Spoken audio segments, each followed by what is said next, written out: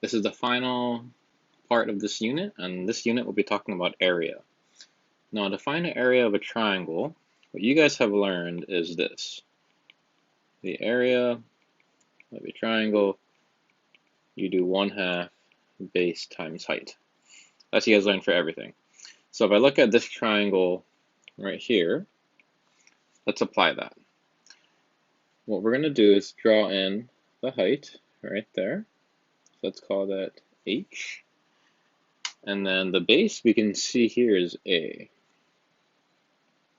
So currently on my formula, I have 1/2. I do have the base, right? I can just write in A. And I also have the height, which is H.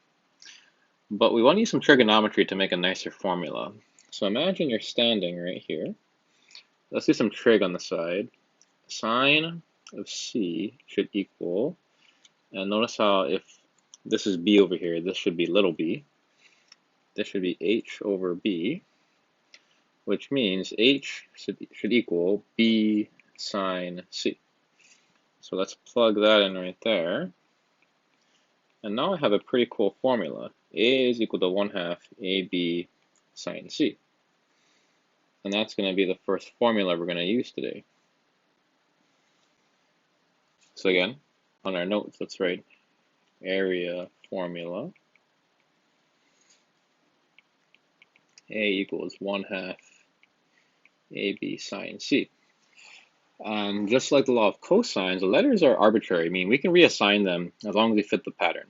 So I can do 1/2 BC sine A, or I could do 1/2 AC sine B. And all of those are going to work. Okay, and the main thing to know for this triangle, so let's box that, or for this formula, I should say, the main thing to understand is this is only for side angle side triangles. So it's a great formula, and it works really well with side angle side triangles. And this formula does come up in the ACT as well. Not really the SAT though. Let's go to the first one. Find the area of a triangle for which A is 8, B is 6, C is 30. So just draw a triangle right here. Fill it in. ABC. A is 8, B is 6, C is 30.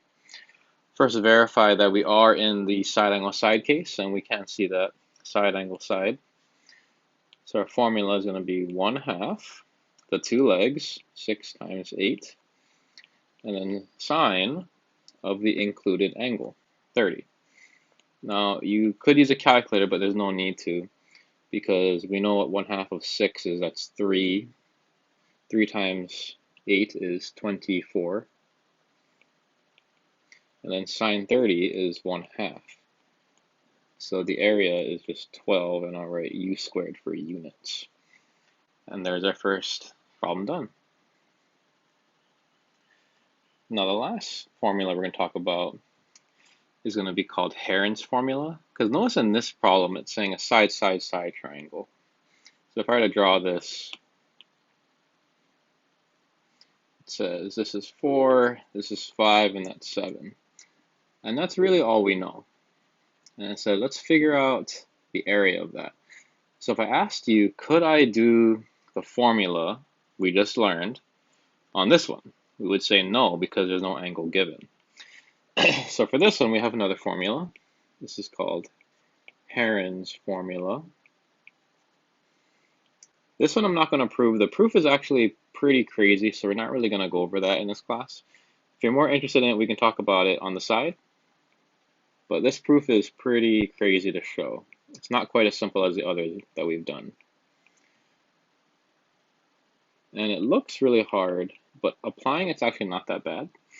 The only thing you have to know is that this S stands for semi-perimeter. What that would mean is 1/2 the perimeter. So essentially you use this formula if you ever want to find the area of any triangle where you have all 3 legs. So let's try it. I'll rewrite it here.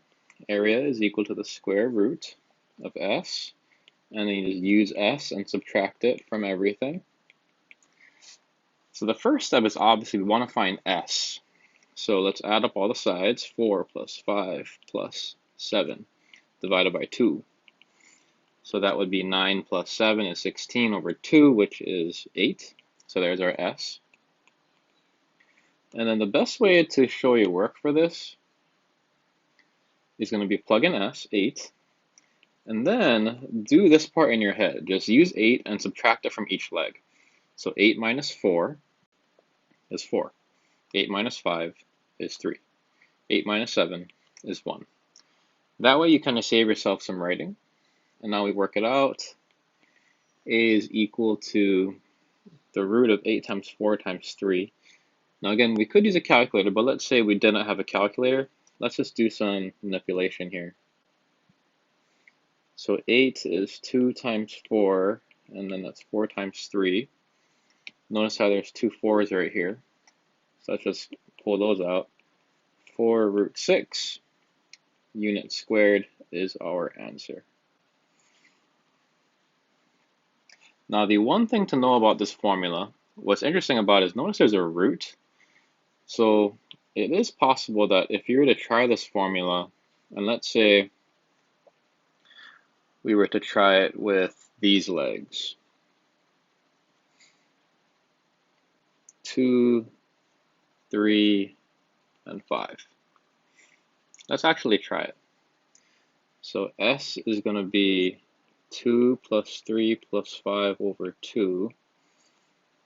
So s would equal 5. That's just 10 over 2.